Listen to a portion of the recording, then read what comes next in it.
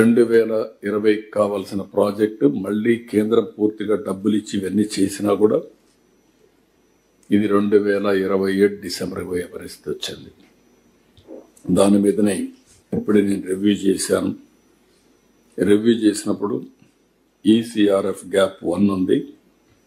ఇది ఫిబ్రవరి 26కు పూర్తి చేస్తాం. డయాబోమాల్ 31 డిసెంబర్ 25కి పూర్తి చేస్తాం ఈ ఇయర్. అదర్ వర్క్స్ అన్ని డిసెంబర్ 26కు పూర్తి చేస్తాం. చిన్న పెద్ద వర్క్లన్నీ కూడా డిసెంబర్ 26 కాకుండా నేనేమన్నా జూన్కి పూర్తి చేయమన్నాను. లెఫ్ట్ కనెక్టివిటీస్ అది కూడా 26 జూన్కి పూర్తి చేస్తాం. 26 జూన్ కదా అవుతుంది. రైట్ కనెక్టివిటీస్ చాలా వరకు అయిపోయినాయి. ఇది కూడా 26కు జూన్కి పూర్తి చేస్తాం.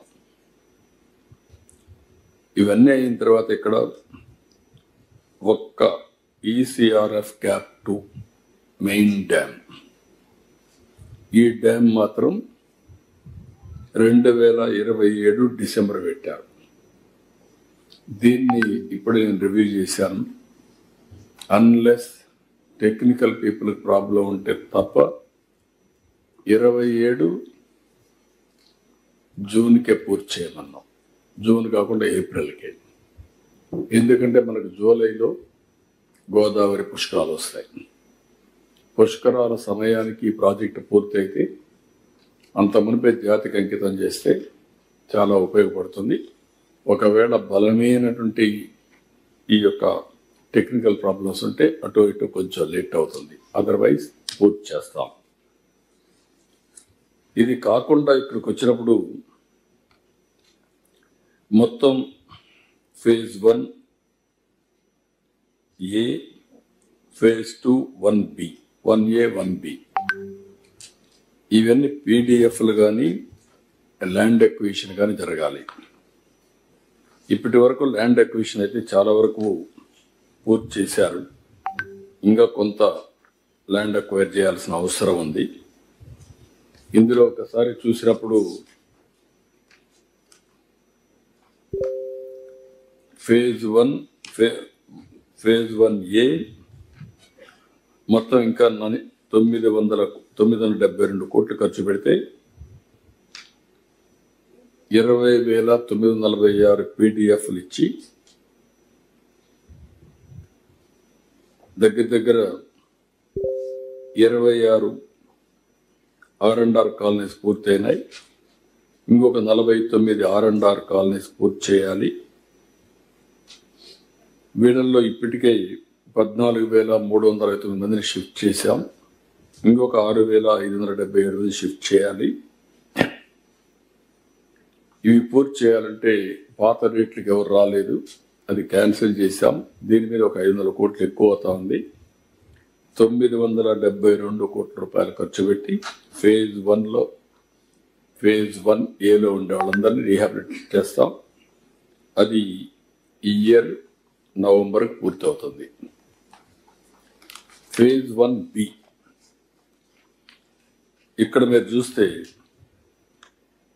48 హ్యాబిటేషన్లో 6 మండలాల్లో ఇది పూర్తి చేయాల్సిన అవసరం ఉంది.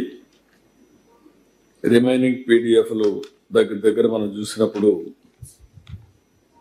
ఒక 15 హ్యాబిటేషన్స్ ఉన్నాయి. గ్రామ సభలు కూడా పెట్టారు, అవన్నీ ఎస్టాబ్లిష్ చేస్తున్నారు. R&R స్కీమ్స్ కానీ ఇవన్నీ కూడా కంప్లీట్ చేసి మొత్తం డిసెంబర్ అన్నారు, కానీ నేను 26 జూలై లోపల పూర్తి చేయమన్నాను. దీనికి కూడా ప్రోగ్రాం తయారు చేశారు. దీనికి ఒక 4,925 కోట్లు అవుతుంది. రెండు కలిపితే 6,270 కోట్ల రూపాయలు R&R, ల్యాండ్ ఎక్విజిషన్ ఇవన్నీ అయితే అక్కడికి పూర్తి అవుతుంది. ఇది ఫేజ్ 1 41.15 వరకు. ఒరిజినల్గా మనకు శాంక్షన్ అయింది 45.74. ఇది అవుతానే దాన్ని టేకప్ చేసి అప్పుడు మెయిన్గా మనకు వచ్చేది ఓవరాల్గా ల్యాండ్ ఎక్విజిషన్ R&R పే చేయాలి. ఇప్పటికే చాలా వరకు ఫేజ్ 1లో అవుతుంది, కానీ మొత్తం కావాలంటే నీళ్లు ఇంపౌండ్ చేయాలంటే ఇవన్నీ చేయాల్సిన అవసరం ఉంది. ఇప్పుడు ఇవన్నీ చేసినప్పుడు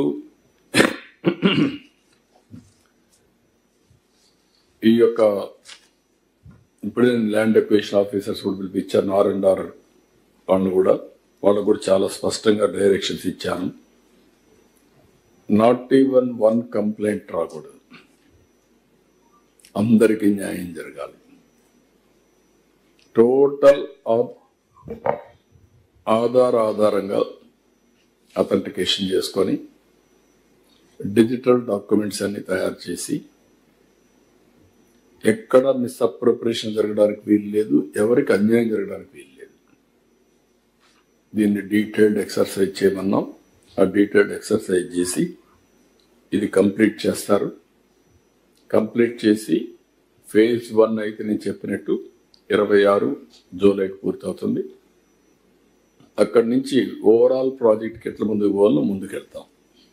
ఏదైతే గవర్నమెంట్ ఆఫ్ ఇండియా ఇచ్చిన డబ్బులతో 41.15 మీటర్లు దీనికి కావాల్సిన ల్యాండ్ ఎక్వేషన్ R&R, అదే మరి left main canal, right main canal ఏదైతే ఒరిజినల్గా డిజైన్ చేశారో అంతవరకు పూర్తి అయిపోతాయి.